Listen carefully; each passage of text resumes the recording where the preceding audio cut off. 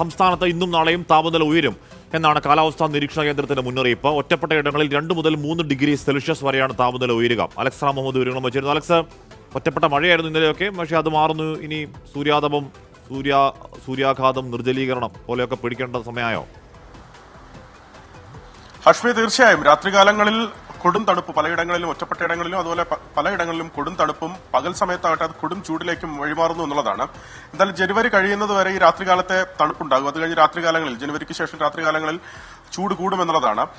ഈ ദിവസങ്ങളിൽ പകൽ സമയത്തൊക്കെ ചൂട് കഠിനമാണ്. പലയിടങ്ങളിലും കൂടുതലായി റിപ്പോർട്ട് ചെയ്യുന്നുണ്ട്. 35 ഡിഗ്രി സെൽഷ്യസ്, 36 ഡിഗ്രി സെൽഷ്യസ് ചൂടൊക്കെ പലയിടങ്ങളിൽ റിപ്പോർട്ട് ചെയ്യുന്നുണ്ട്. സംസ്ഥാന ദുരന്ത നിവാരണ അതോറിറ്റി ഉയർന്ന താപനില മുന്നറിയിപ്പ് കൂടി നൽകുന്നു ഇന്നത്തേക്കും നാളത്തേക്കും എന്നുള്ളതാണ്.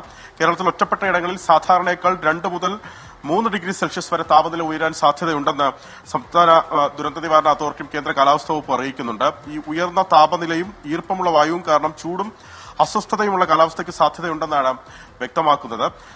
ഈ ഉയർന്ന ചൂട് ഇങ്ങനെ റിപ്പോർട്ട് ചെയ്യുന്നതുകൊണ്ട് തന്നെ പൊതുജനങ്ങൾ പാലിക്കുന്നതിന് വേണ്ടി ചില ജാഗ്രതാ നിർദ്ദേശങ്ങൾ കൂടി ദുരന്ത നിവാരണ അതോറിറ്റി പുറപ്പെടുവിച്ചിട്ടുണ്ട്. കാരണം ഉയർന്ന ചൂട് സൂര്യാഘാതം, സൂര്യതപം, നിർജ്ജലീകരണം പോലുള്ള ആരോഗ്യ പ്രശ്നങ്ങൾക്ക് കാരണമാകും എന്ന് വ്യക്തമാക്കുന്നുണ്ട്. പകൽ 11 മുതൽ 3 മണി വരെ നേരിട്ട് ശരീരത്തിൽ സൂര്യപ്രകാശം ഏൽക്കുന്നത് പരമാവധി ഒഴിവാക്കണം, പരമാവധി ശുദ്ധജലം കുടിക്കണം തുടങ്ങിയ നീണ്ട ഒരു നിർദ്ദേശവും ദുരന്ത നിവാരണ അതോറിറ്റി പുറപ്പെടുവിച്ചിട്ടുണ്ട്. അതുകൂടി പാലിക്കേണ്ടതുണ്ട് പൊതുജനങ്ങൾ.